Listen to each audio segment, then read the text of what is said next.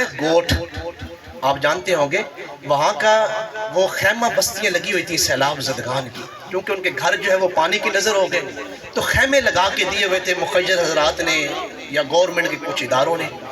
اب ان خیموں کی بستی میں آگ لگی ہے اور 100 خیمہ اس کی آگ کی نظر ہوا ہے، 100 خیمہ، 100 سے زیادہ لوگ اس آگ میں شہید ہوئے ہیں، جھلس کر وہ جاں بحق ہوئے ہیں۔ وہاں ایک ماں کی داستان ہے جو 11 گھنٹے تک اپنے بچے کو اپنے سینے سے لگا کے بیٹھی رہی ہے، جب تک اس کی اپنی سانس ٹوٹی نہیں اس نے اپنے بچے کو آگ نہیں لگنے دی۔ یہاں میرے ساتھ میرے ایک دوست آئے ہوئے ہیں ہمارے سیالکوٹ میں، وہ سول ہاسپٹل میں اور سردار بیگم ہاسپٹل میں بہت اچھے ڈاکٹر ہیں، پروفیسر بھی ہیں، ڈاکٹر توقیر صاحب یہاں بیٹھے ہوئے ہیں۔ ہم کچھ دن پہلے نا میں ان کے ساتھ ادھر کنگرا والی سائڈ پہ ایک پروگرام پہ ہم جا رہے تھے، تو ہمارے سیالکوٹ میں ہفتے والے دن جو وہاں سے بسیں آتی ہیں ان کے پیچھے اور چھتوں پر لوگ لٹکے ہوتے ہیں۔ میں اپنی گاڑی میں تھا تو میرے آگے ایک گاڑی تھی، میں نے کچھ بزرگوں کو دیکھا جو اس بس کے پیچھے لٹکے ہوئے تھے، تو پھر میں نے اپنے بھائی سے ڈاکٹر توقیر صاحب سے کہا کل کو ان کے بچے بھی کہیں گے ساڑھے ابا نے ساڑھے واسے کی کیتا ہے، ساڑھے ابا جی نے ساڑھے واسے۔ اگر آپ سن رہے ہو میں ایک بات بتاؤں آپ کو، حضرت اسماعیل اقبال رحمت اللہ علیہ متاثر ہوئے حضرت اسماعیل کی فرما برداری سے۔ یہ فیضان نظر تھا کہ مکتب کی کرامت تھی، سکھائے کس نے اسماعیل کو آداب فرزند۔ حضرت اسماعیل پیدا ہوئے تو حکم کیا ہوا حضرت ابراہیم کو، ان کو چھوڑ کے بڑھاپے میں الحمدللہ الذی وہب لی علی الکبر اسماعیل و اسحاق، بڑھاپے میں اللہ نے بیٹا عطا کیا حضرت ابراہیم کو۔ حکم کیا ہوا ہے انہیں بیابان میں چھوڑے، وادی غیر ذی زر میں چھوڑ کے آئیں، جہاں آج مکہ مکرمہ ہے اور بیت اللہ شریف ہے۔ اس وقت یہاں پر کوئی دور دور تک آبادی نہیں تھی، یہ صفا مروہ اور یہ بیت اللہ اور جو کعبۃ اللہ اور پھر مکہ معظمہ کی جو رونقیں ہیں یہ حضرت اسماعیل کے چند سال وہاں گزارنے کی برکت کی وجہ سے۔ 12 سال کے بعد حضرت ابراہیم گئے ہیں ان کو واپس لینے کے لیے۔ کتنے سالوں کے بعد؟ ان 12 سالوں میں حضرت ابراہیم ان کو ایک ایسی جگہ پر چھوڑ کے آئے جہاں سائبان نہیں تھا۔ 12 سال کے بعد جب لے کے آئے نا تو اپنے بیٹے سے کہہ رہے ہیں بیٹا مجھے اللہ کا حکم ہے کہ میں تمہیں ذبح کر دوں، تمہاری کیا رضا ہے اس میں؟ تو حضرت اسماعیل کیا کہہ رہے ہیں کہ ابا جی آپ یہ سوچ کیوں رہے ہیں، یا ابت افعل ما تؤمر، صرف ذبح کرنے کی بات نہیں، آپ کو جو حکم دیا گیا ہے وہ کر گزرے، اس لیے کہ ستجدنی انشاءاللہ من الصابرین، مجھے تو اللہ نے فرما بردار بھی بنایا ہے اور صابر بھی بنایا ہے۔ اگر وہاں ہم ہوتے ہم کہتے ابا جی سے ابا جی تجھے سن ہوتے جگلہ ہی چھڑ ڈائے سو، 12 سال تجھے سن کپڑے نہیں لے کے دیتے، ہماری خوشی میں آپ شریک نہیں ہوئے، آپ کو پتہ ہے ہم نے 12 سال کیسے گزارے ہیں۔ ایک لمحہ بھی حضرت اسماعیل نے یہ جملہ نہیں فرمایا، فرمایا یا ابت افعل ما تؤمر، یہ ذبح ہونے کی بات تو قریب کھڑی ہے، اگر اس سے بھی کوئی آگے حکم ہے آپ وہ بھی کر گزریں۔ اس طرح حکم ہے کہ آپ ماں باپ کی فرما برداری اس طرح کریں جس طرح حضرت اسماعیل نے کر کے دکھائی ہے۔ اس لیے اقبال نے صدیوں بعد بھی کہا تھا کہ یہ فیضان نظر تھا کہ مکتب کی کرامت تھی، سکھائے کس نے اسماعیل کو آداب فرزندی، کہ یہ حضرت اسماعیل سے سیکھیں کہ بیٹا کیسے بنا چاہتا ہے۔ یہ میں نے ذکر کیا تو مجھے دوبارہ بات یاد آ گئی، یہ ڈاکٹر صاحب ایک دن بات مجھے سنا رہے تھے کہ جب ماں باپ آخری سٹیج پر ہوتے ہیں نا تو پھر ان کی بہویں بھی اور ان کے بیٹے بھی ہمیں آگے کہہ رہے ہوتے ہیں ان کو کون سی خوراک کھلائیں، کون سا فروٹ کھلائیں ان کو، یہ ان کے لیے کون سا گوشت جو ہے وہ بہتر رہے گا ہم ماں باپ کو دیں۔ تو یہ مجھے مذاق میں کہنے لگے ہم ان کو کہتے ہیں اگر تم اچھے طریقے سے جب یہ صحت مند تھے یہ چیزیں ان کو کھلاتے تو آج یہ ہاسپٹل میں نہ ہوتے۔ یہ ہمارے سیالکوٹ میں کچھ دن پہلے میں نے شاید کل پرسوں جو جمعہ شریف گزرا ہے میں نے اس میں بھی ذکر کیا تھا، وہاں والدین جو ہوتے ہیں نا یہ بڑے خوددار ہوتے ہیں، ان کے پیسوں کی آپ جو اولاد کے پیسے ہیں نا یہ یا اولاد کی جو ہے وہ منصب ہیں عہدے ہیں، والدین ان چیزوں سے جو ہے وہ بری و ذمہ ہوتے ہیں اور خوددار ہوتے ہیں۔ وہاں ہمارے جاننے والے تھے، ان کی جب والدہ فوت ہوئی نا تو 5 بھائی تھے، 5 بھائی.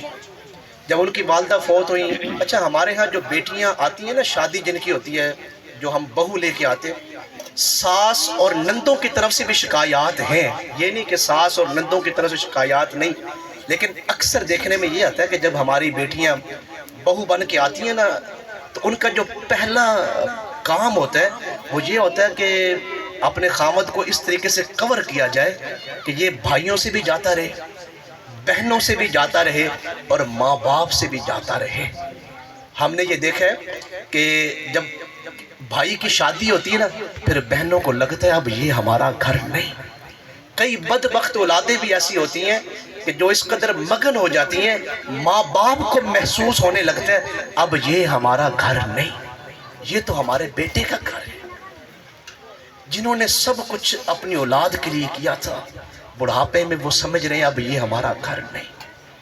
تو کسی نے کہا تھا کہ اللہ اکبر، بڑی عجیب بات انہوں نے کہی کہ بے عمل کو راحتیں نہیں ملتی، دوستو دعاؤں سے جنتیں نہیں ملتی.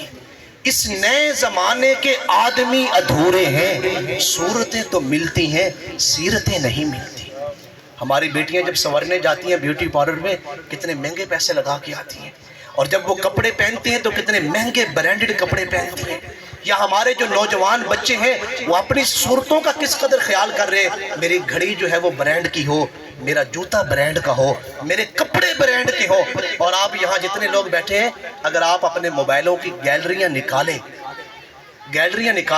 تو دنیا کی سب سے اچھی باتیں آپ کی گیلریوں میں موجود ہیں، لیکن آپ کی زندگی میں وہ باتیں موجود نہیں، آپ کے عمل میں وہ باتیں موجود نہیں.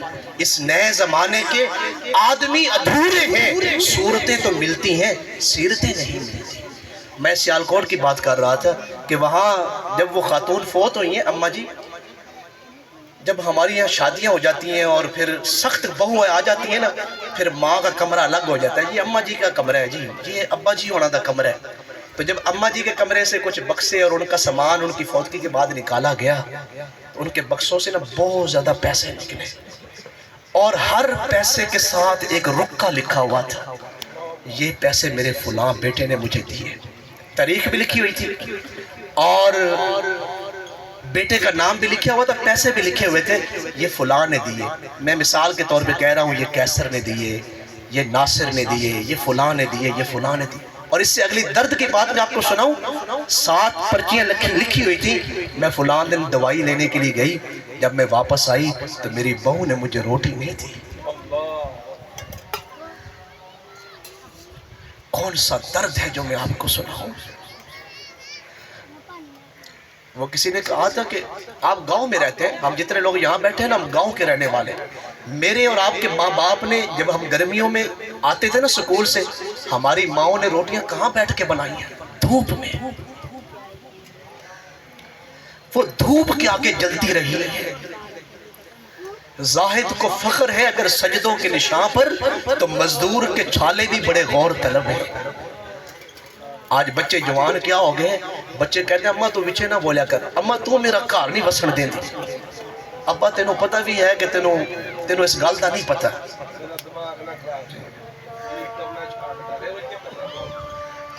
اذان کے بعد بس 1-2 بات کر کے اس ماں جی کے کمرے سے نا وہ پرچیاں نکلیں کہ یہ فلاں بیٹے نے مجھے پیسے دیے، فلاں نے پیسے دیے. میں دوائی لینے جب گئی تو جب میں واپسی آئی تو میری فلاں بہو نے مجھے روٹی نہیں پوچھی. اور کچھ دن پہلے ہمارے ہاں جو کس طرح کے لوگ آتے رہتے ہیں، قبلہ شاہ صاحب کے پاس، قبلہ پیر صاحب کے پاس بھی آتے ہوں گے، کہ اس طرح کئی کیس آتے ہیں. بچوں کی جب شادیاں ہو جاتی ہیں، بہنوں کا اب ہمارے گھر نہیں آنا چاہیے. ایک معقولہ ہم نے بنا لیا ہے، پھپھو گھر آئے گی تو لڑائی ہو جائے گی. ان کے بچیاں گھر میں، ماں راہیں دیکھ رہی ہوتی بیٹیوں کی، بیٹے گھر نہیں آنے دیتے، یا ہماری وہ بہو نہیں آنے دیتی. رگوں میں وہ لہو باقی نہیں ہے، وہ دل وہ آرزو باقی نہیں ہے. نماز روزہ قربانی و حج یہ سب باقی ہے، تو باقی نہیں ہے. یہ سب باقی ہے، تو باقی نہیں ہے۔ نماز، روزہ، قربانی و حج یہ سب باقی ہے، تو باقی نہیں ہے۔ میری بات یہ ذہن میں رکھیں، جیسے میں نے شروع میں کہا، کوئی لمبی تقریروں سے جو ہے، ہمارے ایک بزرگ تھے، انہوں نے قرآن مجید کی تفسیر لکھی، کشمیر کے تھے وہ، تقریباً 42 جلدیں انہوں نے لکھی ہیں، 42 جلدیں اس تفسیر کی، خلاصہ تفسیر القرآن کے نام سے۔ ان کا انتقال ہو گیا میرے خیال میں سن 2003-4 میں ان کا انتقال ہوا۔ میں آپ کی توجہ چاہوں گا، انہوں نے جو تفسیر کی جو آخری بک لکھی ہے نا، اس کے اندر انہوں نے 3 باتیں لکھی ہیں، 3 باتیں میں آپ کی توجہ چاہوں گا۔ وہ کہتے ہیں میں نے قرآن مجید کا خلاصہ 3 باتیں سمجھا ہے کہ پورے قرآن مجید کو اتارا گیا ہے صرف 3 باتوں پہ عمل کروانے کے لیے۔ کون سی 3 باتیں؟ کہ آپ اللہ کو راضی کریں اس کی عبادت کر کے، اور آقا کریم علیہ السلام کو راضی کریں ان کی فرما برداری کر کے، اطاعت کر کے، محبت کر کے، اور تیسری بات کہ آپ مخلوق خدا کو راضی کریں ان کے ساتھ حسن سلوک کریں، اچھا اخلاق۔ یہ ہم نعرے لگاتے ہیں۔ حضرت بابا فرید الدین کا آپ نے نام سنا ہوگا، گنج شکر رحمۃ اللہ علیہ، پاک پتن شریف میں۔ کون ہے جو نہیں جانتا ان کی بارگاہ اور ان کی عظمت کو؟ ان کے بارے میں ان کے بڑے قریبی دوست تھے قاضی یعقوب ناگوری، اکٹھے بیٹھتے تھے ہر وقت۔ ایک دن قاضی یعقوب صاحب نے کہا کہ حضرت میرے دل کی خواہش یہ ہے کہ ہم میں سے جو شخص پہلے فوت ہو نا، تو وہ قبر میں جب پہنچے تو وہ پچھلے کو بتائے کہ قبر میں کس عمل کی ڈیمانڈ زیادہ ہے، قبر میں کس عمل کی ویلیو زیادہ ہے۔ کرنا ایسا ہوا کہ حضرت خواجہ فرید الدین پہلے تشریف لے گئے۔ اب حضرت قاضی یعقوب ناگوری ان کی قبر شریف پہ بیٹھے ہیں، پرچی لکھی ہے کہ جناب ہمارا ایک معاہدہ ہوا تھا کہ جو قبر میں پہلے جائے وہ بتائے کہ وہاں کس عمل کی ڈیمانڈ سب سے زیادہ ہے۔ یہ پرچی لکھ کے نا آپ کی قبر شریف کے اوپر جو چادر تھی اس کے نیچے رکھ دی اور خود مراقبے میں بیٹھ گئے۔ تھوڑی دیر کے بعد جب وہ پرچی اٹھائی ہے تو اس کے اوپر جواب لکھا ہوا تھا، اے یعقوب ناگوری، میں نے قبر میں جس عمل کی ڈیمانڈ سب سے زیادہ پائی ہے وہ کون سی ڈیمانڈ ہے؟ کسی کا دل نہ دکھانا، یہ قبر میں سب سے بڑا ڈیمانڈ والا عمل ہے۔ آپ کو کیا لگ رہا ہے میں معمولی بات کر رہا ہوں؟ علماء سے پوچھیں، حضرت مجدد الفسانی شیخ احمد سرہندی رحمت اللہ تعالی علیہ امام ربانی، اگر ہم ہندوستان کے لوگ مسلمان ہیں تو داتا الحجویری کی وجہ سے مسلمان ہیں، یا حضرت شیخ احمد سرہندی شیخ مجدد الفسانی کی وجہ سے مسلمان ہیں۔ ہماری نسلوں نے جو کلمہ پڑھا ہے وہ ان بزرگوں کی نگاہ فیض کا یہ شہرہ تھا، ان کی نگاہ کی یہ برکتیں تھی کہ ہمارے بڑے مسلمان تھے اور ہم مسلمان ہیں۔ انہوں نے کہا کہ اللہ تعالیٰ کا یہ ایک عظیم قرب کا ایک وظیفہ انہوں نے بتایا، یہ جو دل ہے نا، یہ دل یہ اللہ کے ہمسائے ہے۔ جب آپ کسی دل کو دکھاتے ہیں تو آپ اللہ کے ہمسائے کو تنگ کرتے ہیں، اللہ کے ہمسائے کو کیا کرتے ہیں؟ تنگ کرتے، پھر اللہ کے غضب کو دعوت دیتے۔ یہ عام لوگوں کے بارے میں ہے جس نے ماں باپ کا دل دکھایا۔ میں 2 باتیں چھوٹی سی کر کے، کیونکہ والد صاحب کا ختم شریف ہے، ایک